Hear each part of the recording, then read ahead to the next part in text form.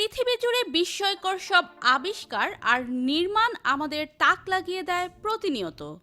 আজকের এই ভিডিওতে আমরা দেখব পৃথিবীর 5টি সবচেয়ে রহস্যময় ও চমকপ্রদ পানির নিচের রাস্তা, যেগুলো সমুদ্রের নিচ দিয়ে নির্মিত।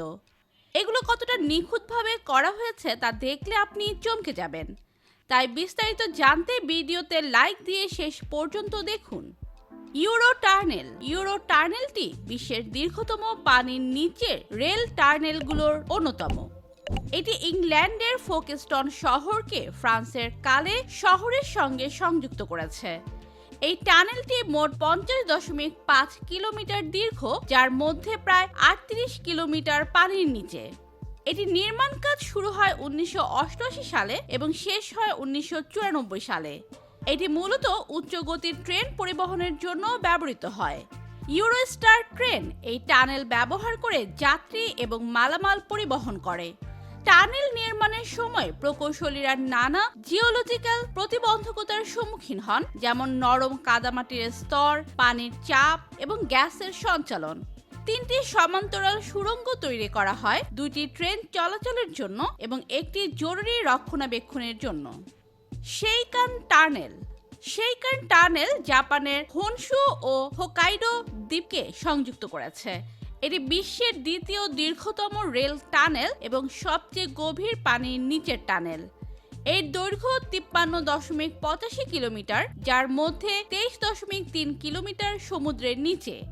1971 সালে এর নির্মাণ শুরু হয়ে 1988 সালে উদ্বোধন হয়। এটি ট্রেন চলাচলের জন্য ব্যবহৃত হয়। শিনকানসেন বুলেট ট্রেন এই পথ ব্যবহার করে। এই টানেল ভূমিকম্প প্রবণ এলাকায় নির্মিত হওয়ায় ভূমিকম্প সহনশীল প্রযুক্তি ব্যবহার করা হয়েছে। এটি জাপানি নিপুণতা ও দক্ষ প্রকৌশলের নিদর্শন হিসেবে প্রতিষ্ঠিত। আইসটুয়ার টানেল এটি হচ্ছে এক অনন্য টানেল যা ডেনমার্কের ফারো দ্বীপপুঞ্জে অবস্থিত। এই টানেল সমুদ্রের নিচ দিয়ে আইসটুরয় ও স্ট্রয়ময় দ্বীপকে সংযুক্ত করেছে। প্রায় 11.2 কিলোমিটার দীর্ঘ এই টানেলের নির্মাণ শুরু হয় 2017 সালে এবং শেষ হয় 2020 সালে। এটি ব্যক্তিগত ও বাণিজ্যিক গাড়ির জন্য ব্যবহৃত হয়। এই টানেলে রয়েছে একটি গোলাকার রাউন্ড অ্যাবাউট, যা বিশ্বের প্রথম পানির নিচে নির্মিত গোল চত্বর। এটি শুধু একটি রোড নয়, বরং পর্যটকদের জন্য এক চমকপ্রদ অভিজ্ঞতা। আটলান্টিক ওশান রোড যদিও পুরোপুরি পানির নিচে নয়, কিন্তু এই রোডটি দ্বীপ ও সাগরের ওপর দিয়ে নির্মিত ছোট ছোট সেতুর একটি চেইন, যা তীব্র সমুদ্র ঢেউ ও ঝড়ের মাঝেও টিকে থাকে। প্রায় 8.3 কিলোমিটার দীর্ঘ এই রোডটি 1983 সালে নির্মাণ শুরু হয়, 1989 সালে শেষ হয়। 7টি সেতু দিয়ে সংযুক্ত এই রোডটি সমুদ্রের মধ্য দিয়ে চলে গেছে এবং বিশ্বের সবচেয়ে মনোরম রাস্তা নামে খ্যাত। টোকিও বেই অ্যাকোয়া লাইন এই রোডটি জাপানের টোকিও বেইয়ের নিচ দিয়ে গেছে এবং এটি একটি ভিন্ন ধরনের রাস্তা, আংশিক সেতু, আংশিক টানেল। এটির মোট দৈর্ঘ্য 15.1 কিলোমিটার, এর মধ্যে 4.4 কিলোমিটার সেতু এবং 9.6 কিলোমিটার টানেল অংশ। 1989 সালে নির্মাণ শুরু হয়ে 1997 সালে শেষ হয়।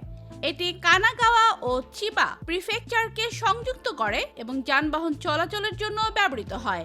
টানেল অংশটি পানির নিচ দিয়ে নির্মিত এবং মাঝামাঝি একটি কৃত্রিম দ্বীপ উমিহতাতে উঠে, যেখানে বিশ্রামাগার, রেস্তোরাঁ এবং পর্যটকদের জন্য বিশেষ ব্যবস্থা রয়েছে।